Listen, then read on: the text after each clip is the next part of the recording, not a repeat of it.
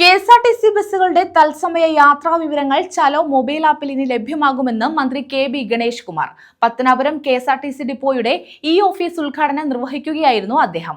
സ്റ്റോപ്പിൽ നിൽക്കുന്ന യാത്രക്കാർക്ക് ബസ്സിനെ കുറിച്ചും ഒഴിവുള്ള സീറ്റുകളെ കുറിച്ചും ആപ്പിലൂടെ വിവരം ലഭിക്കും.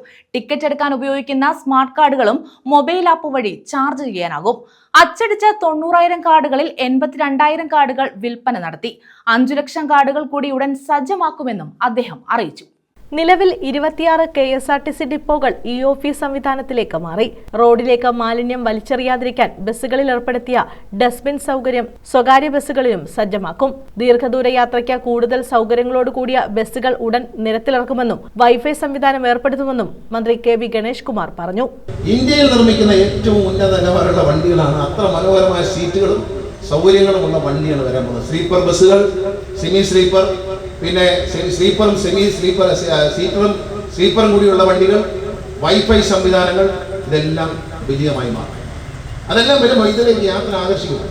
പത്തനാപുരം കെഎസ്ആർടിസി ഡിപ്പോയുടെ ഓഫീസ് ഉദ്ഘാടനം ചെയ്യുകയായിരുന്നു അദ്ദേഹം. 2000 ഡസ്റ്റ്ബിന്നുകളുടെയും ബസ് സ്റ്റേഷനുകളിലേക്ക് ലഭിച്ച 600 ഡസ്റ്റ്ബിന്നുകളുടെയും സംസ്ഥാനതല വിതരണോദ്ഘാടനവും പത്തനാപുരം യൂണിറ്റിൽ പുതിയതായി പണി കഴിപ്പിച്ച ഗ്യാരേജ് ഷെഡിന്റെയും മില്ലറ്റ് മാതൃകാ തോട്ടത്തിന്റെ ഉദ്ഘാടനവും അദ്ദേഹം നിർവഹിച്ചു. പ്രാദേശിക വികസന ഫണ്ടിൽ നിന്നും 7,24,000 രൂപ വിനിയോഗിച്ചാണ് പത്തനാപുരം ഡിപ്പോ കമ്പ്യൂട്ടർവൽക്കരിച്ചത്. ചീഫ് ഓഫീസ് ഉൾപ്പെടെ മുഴുവൻ ഓഫീസുകളും ഓഫീസ് സംവിധാനത്തിലേക്ക് മാറുകയാണ്. മുത്തൂറ്റ് മിനി ഗ്രൂപ്പാണ് ഡസ്റ്റ്ബിന്നുകൾ സ്പോൺസർ ചെയ്തത്.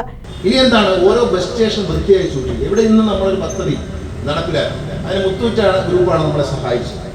അതിൽ നമ്മൾ തന്നെ ഒരു ഹൗസ് കീപ്പിംഗ് സൂപ്പർവൈസർ കോർഡിനേറ്റർ വെച്ചു, ശ്രീമതി ശശികല. ഇവരെ നമ്മൾ കോൺട്രാക്ട് വ്യവസ്ഥയിൽ എടുത്താണ്. കാരണം കേരളത്തിൽ ആദ്യമായിട്ടാണ് പൊതുമേഖലാ സ്ഥാപനം, ഒരു സർക്കാർ സ്ഥാപനം, ഒരു ഹൗസ് കീപ്പിംഗ് ഓഫീസർ നിയമിക്കുന്നത്. അത് എൻ്റെ മനസ്സിലെ ആശയമാണ്.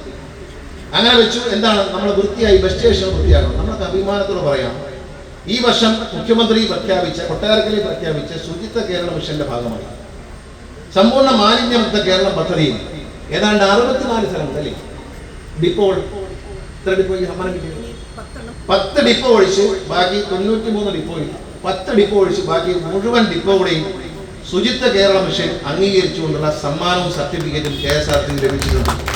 കെഎസ്ആർടിസിയും ജഗൻസ് മില്ലറ്റ് ബാങ്കും സംയുക്തമായി മില്ലറ്റ് ചെറുധാന്യങ്ങളുടെ പ്രചരണാർത്ഥം നടപ്പിലാക്കുന്ന പദ്ധതിയാണ് മില്ലറ്റ് മാതൃകാ തോട്ടം.